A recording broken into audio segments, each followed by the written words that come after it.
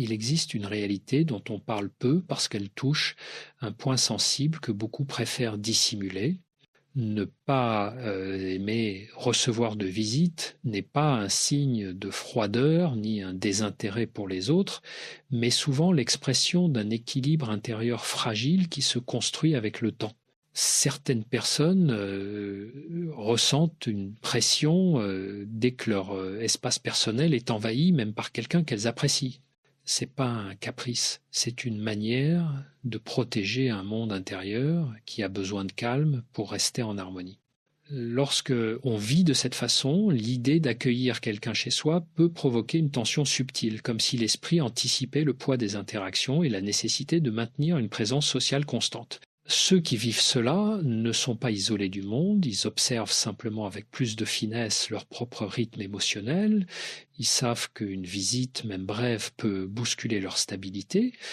Il ne s'agit pas de rejeter les liens humains, mais de reconnaître que certaines sensibilités fonctionnent différemment.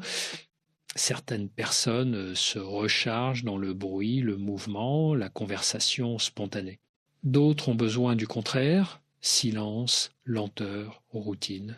Pour elles, l'arrivée d'un invité implique un ajustement intérieur qui demande un effort invisible, un déplacement subtil de leur centre de gravité émotionnelle.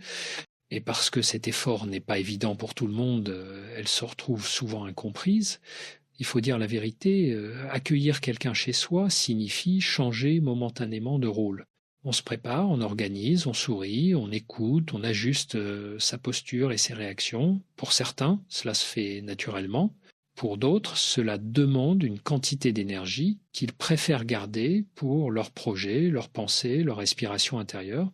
Il y a dans cette préférence un sens profond de préservation, comme si protéger son espace équivalait à protéger son équilibre psychique. Il y a rien d'égoïste là-dedans, seulement une honnêteté délicate envers soi-même. Comprendre cela change toute la perspective, parce que l'on cesse de juger ce comportement à travers le prisme du manque d'envie et on commence à le regarder comme une manière d'honorer sa propre sensibilité. Lorsque quelqu'un avoue ne pas apprécier les visites, il révèle, sans le vouloir, une part intime de son fonctionnement émotionnel. Il montre qu'il a besoin d'un environnement où il peut entendre ses pensées sans interruption, où chaque geste suit son propre rythme, où la paix n'est pas négociée. Cette préférence n'est pas un mur contre les autres, mais une façon d'éviter de se perdre dans des attentes sociales qui ne correspondent pas à sa nature. Et dans un monde où la disponibilité permanente est souvent considérée comme une obligation, savoir dire je préfère rester dans mon espace est un acte de maturité et de cohérence intérieure. Beaucoup de personnes qui n'aiment pas recevoir de visites vivent avec une forme de contradiction intérieure qu'elles n'osent pas toujours nommer. Elles apprécient les liens, les échanges profonds, les conversations sincères, mais seulement lorsqu'elles peuvent les vivre sans être déracinées de leur propre rythme. Il existe une différence subtile entre aimer quelqu'un et vouloir l'accueillir dans son espace intime. Ce lieu, qu'il s'agisse d'un appartement, d'une chambre ou même d'un simple coin personnel, devient avec le temps un refuge psychologique, un endroit où chaque objet, chaque silence et chaque respiration contribuent à une sensation de sécurité. Lorsque quelqu'un franchit cette frontière, même avec de bonnes intentions, une partie de cette sécurité se modifie, parfois imperceptiblement, mais suffisamment pour que l'esprit le ressente. Il faut comprendre que pour ces personnes, le calme n'est pas un luxe, mais une nécessité vitale. Ce calme agit comme une base sur laquelle repose tout le reste, concentration, créativité, stabilité émotionnelle. Une visite peut sembler anodin pour la plupart, mais pour eux, c'est comme introduire un mouvement imprévisible dans un environnement soigneusement équilibré. C'est pas l'invité qui pose problème, mais le changement de rythme que sa présence impose. Ce changement demande un ajustement intérieur que beaucoup ne voient pas, mais qui consomme une énergie réelle. C'est pour cela que certaines personnes préfèrent rencontrer leurs proches ailleurs, dans un café, dans un parc, dans un lieu neutre où l'équilibre intérieur n'est pas menacé. Ce besoin n'a rien à voir avec le manque de sociabilité. Au contraire, plusieurs de ces individus sont très attentifs, empathiques, capables d'écouter longuement et de nourrir des liens profonds. Cependant, ils ont appris que ces qualités ne se déploient pleinement que lorsqu'ils ne se sentent pas envahis. Accueillir quelqu'un chez soi implique une présence constante, une disponibilité continue, une vigilance douce mais épuisante. Cela crée un décalage difficile à exprimer. On veut être chaleureux, mais l'esprit réclame du silence. On veut être présent, mais le corps aspire à la solitude. On veut offrir de l'attention, mais la fatigue intérieure murmure qu'il serait préférable de rester dans son propre monde. Et cette tension se manifeste souvent à travers de petits signes, un besoin de ranger davantage, une sensation de pression qui s'installe avant l'arrivée de quelqu'un, une fatigue disproportionnée une fois la visite terminée. Ces signes ne sont pas un refus des autres, mais l'expression d'une sensibilité accrue à son environnement. Certaines personnes ressentent les énergies, les voix, les mouvements avec une intensité que d'autres ne perçoivent pas. Ce sont des esprits qui absorbent facilement l'ambiance autour d'eux. Ils n'ont pas besoin d'un grand chaos pour se sentir saturés. Un simple changement dans l'atmosphère suffit pour les déstabiliser. Dans ce contexte, refuser une visite n'est pas une fermeture, mais une manière de préserver une paix intérieure construite avec patience.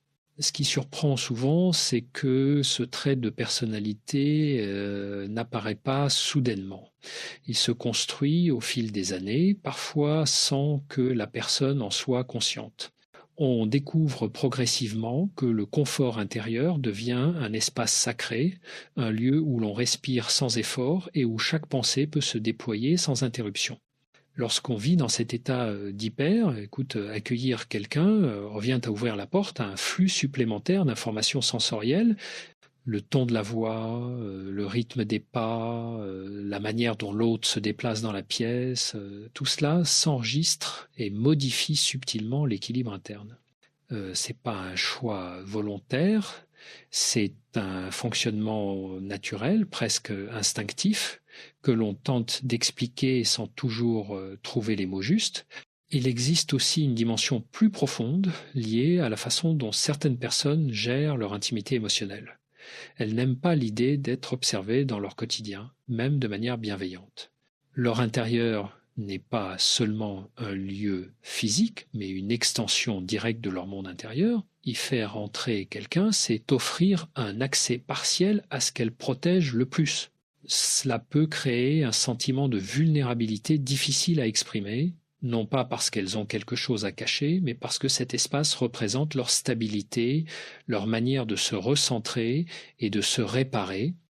Certaines personnes ont besoin de solitude pour traiter leurs émotions, réfléchir à leurs choix, retrouver leur équilibre après une journée dense.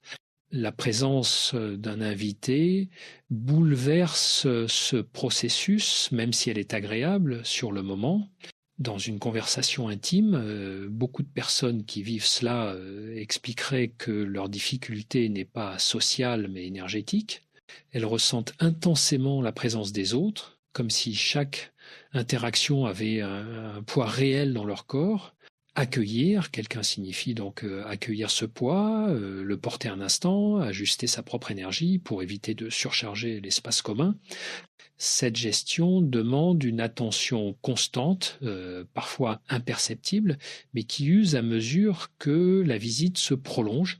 Lorsque l'invité part, on ressent souvent un besoin immédiat de silence, comme si le corps cherchait spontanément à retrouver son centre de gravité émotionnelle.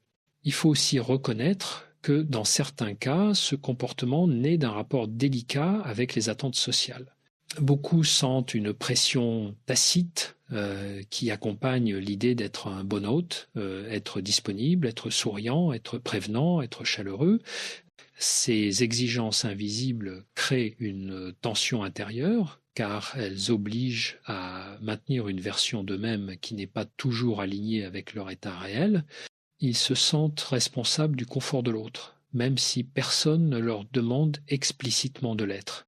Cette responsabilité émotionnelle, ajoutée à la présence physique de l'invité, crée une charge mentale que certains préfèrent éviter pour ne pas perdre leur équilibre. Ce n'est donc pas un refus de relation, mais une manière subtile d'éviter la surcharge. Ce qui est fascinant, c'est que cette préférence pour préserver son espace personnel ne signifie pas un rejet du lien humain, mais plutôt une manière différente de le vivre. Certaines personnes se sentent plus elles-mêmes lorsqu'elles peuvent choisir le moment, le lieu et l'intensité des interactions. Dans leur esprit, la relation ne perd rien en authenticité si elle se déroule ailleurs que chez elles. Au contraire, elles pensent souvent offrir le meilleur d'elles-mêmes lorsqu'elles ne sont pas contraintes de gérer simultanément leur environnement intérieur. Cette liberté permet de totalement présente, d'écouter sans tension, de s'engager dans la conversation sans se sentir dispersée entre ce qu'elles ressentent et ce qu'elles doivent montrer. Cette dynamique révèle une vérité importante sur la sensibilité émotionnelle. Certaines personnes absorbent les états d'esprit des autres comme une éponge et la proximité physique amplifie ce phénomène. Avoir quelqu'un chez soi signifie intégrer son humeur, ses gestes, son agitation ou son calme dans un espace normalement maîtrisé. Cela peut provoquer une surcharge subtile, une agitation interne qu'elles ne comprennent qu'après coup, lorsque le silence revient et que l'esprit tente de réorganiser ce qu'il a ressenti. Cette saturation émotionnelle n'est pas un défaut, mais une caractéristique d'esprit qui perçoivent avec plus d'acuité ce que d'autres filtrent naturellement. Dans une conversation plus profonde, on comprendra que ces personnes ne cherchent pas à s'isoler, mais à éviter de se perdre dans la présence de l'autre. Leur espace personnel est une façon de se rassembler, de se recentrer, de retrouver leur rythme naturel. C'est un refuge où elles savent exactement comment respirer, comment se reposer, comment se remettre en ordre après une journée exigeante. Faire entrer quelqu'un dans cet espace, c'est accepter que tout cela se modifie momentanément. Pour certains, ce déplacement interne est presque imperceptible. Pour d'autres, il est si intense qu'il peut les fatiguer pendant plusieurs heures, voire plusieurs jours. C'est pas un choix conscient, mais une adaptation énergétique qui se produit malgré eux. Il y a également ce paradoxe subtil. Beaucoup de personnes qui se sentent ainsi aiment profondément leurs proches, apprécient la compagnie et savent créer des liens sincères. Ce qui les freine, ce n'est pas la relation elle-même, mais la forme qu'elle prend lorsqu'elle envahit leur zone d'équilibre. Accueillir quelqu'un chez soi demande une disponibilité totale, une capacité de rester ouvert sans ressentir d'intrusion. Ce niveau d'ouverture, certaines personnes ne peuvent l'atteindre sans sacrifier une part de leur stabilité.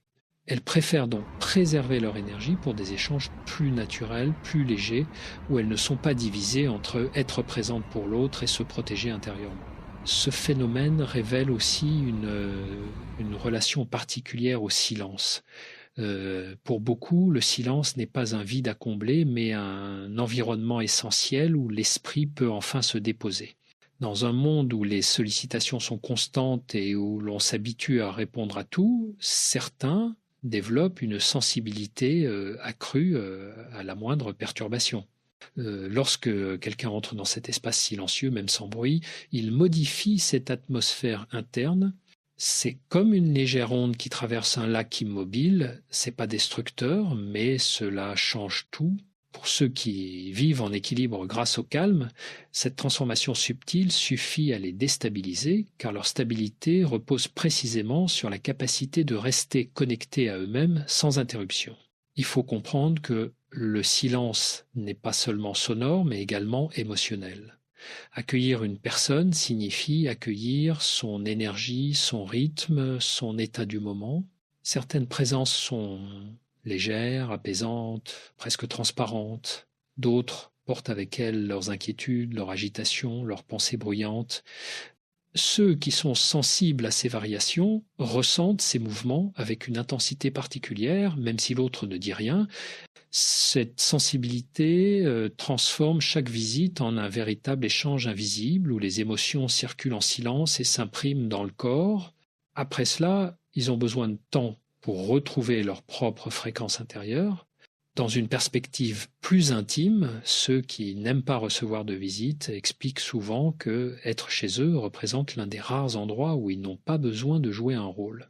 Ils n'ont pas à montrer de la disponibilité, à sourire par politesse ou à contrôler leur posture. Ils peuvent être fatigués, silencieux, distraits, sans avoir à s'en justifier. Lorsqu'une visite survient, cette liberté disparaît instantanément. Même avec quelqu'un de proche, un certain degré de représentation sociale s'installe automatiquement, comme une armure légère que l'on enfile par habitude. Ce passage involontaire de l'authenticité totale à la présence contrôlée crée une tension intérieure difficile à expliquer, mais profondément réelle pour ceux qui la vivent. Il y a enfin une nuance importante. Préférer ne pas recevoir de visite ne signifie pas éviter les relations, mais choisir la forme qui respecte le mieux un fonctionnement intérieur spécifique.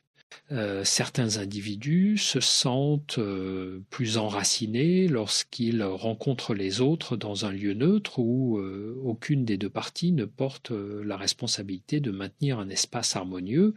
Cela permet une égalité émotionnelle et évite que l'un se sente envahi pendant que l'autre se sent accueilli.